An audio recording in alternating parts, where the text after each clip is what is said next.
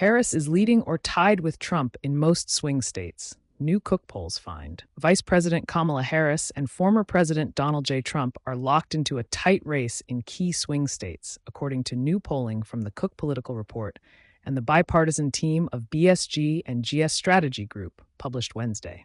The surveys, conducted between July 26 and August 2nd, show Ms. Harris leading slightly or tied among likely voters in 6 of the 7 battlegrounds polled: Arizona, Georgia, Michigan, North Carolina, Pennsylvania, and Wisconsin. Mr. Trump was ahead by a slim margin in Nevada. This is a marked change from the same surveys in May that showed Mr. Trump leading by a solid margin or tied across all 7 swing states. The reversal in North Carolina is particularly stark. Mr. Trump held one of his largest leads there in May, and the candidates are now neck and neck. The new surveys also suggest that third-party candidates may be less of a factor.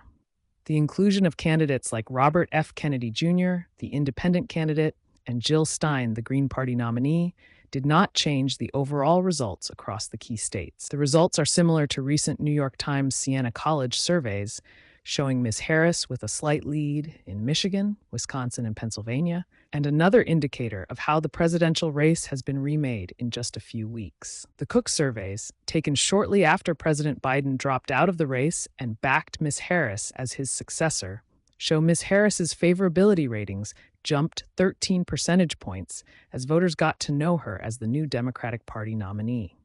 Much of that growth was driven by Democrats, but Ms. Harris also made gains with men who identify as independent, though the group still views her more negatively than positively. There is some good news for Mr. Trump.